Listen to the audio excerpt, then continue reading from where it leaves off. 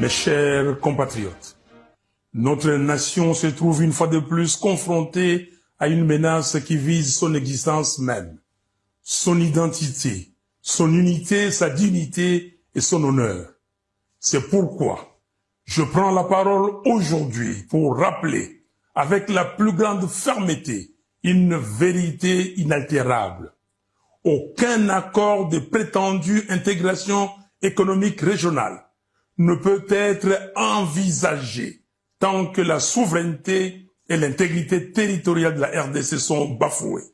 Comment peut-on parler de coopération lorsque les forces rwandaises et ougandaises occupent nos terres, exploitent nos ressources et provoquent les déplacements, la mort et la souffrance de nos concitoyens? J'affirme haut et fort que l'accord cadre signé le samedi 15 novembre 2025 à Doha ne saurait constituer la base d'un accord de paix durable. Les discussions de Doha devaient se limiter à la mise en œuvre intégrale et sans complaisance de la résolution 2773 des Nations Unies et la définition des modalités du cessez-le-feu et non à la signature d'un accord d'abdication qui mettrait en péril l'avenir de nos enfants. Notre nation n'est pas à vendre, notre souveraineté n'est pas négociable et l'intégration régionale ne peut se faire qu'entre États égaux, libres et respectueux des frontières.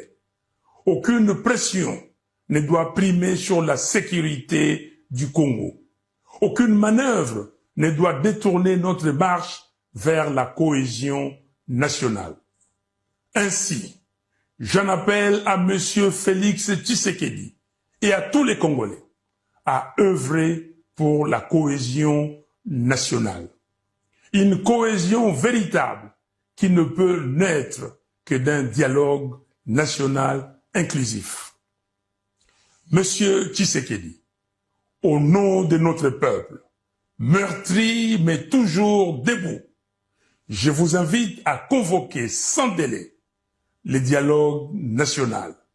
Sinon, l'histoire vous tiendra responsable de la balkanisation du Congo avec messieurs Kagame et Kabila.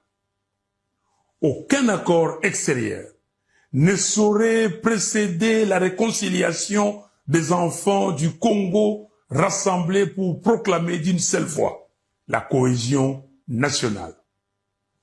Peuple congolais, c'est maintenant que se joue notre avenir. C'est maintenant que chacun doit s'élever pour défendre ce qui reste la valeur sacrée de notre histoire, l'intégrité territoriale du Congo. Jeunesse congolaise, vous qui êtes l'âme vive de la nation, l'heure n'est plus à la résignation, l'heure est à la vigilance, à la mobilisation, à l'engagement pour la défense du pays. Tenez-vous prêts. Un peuple uni ne sera jamais vaincu. Un Congo debout ne sera jamais balkanisé. Je vous remercie.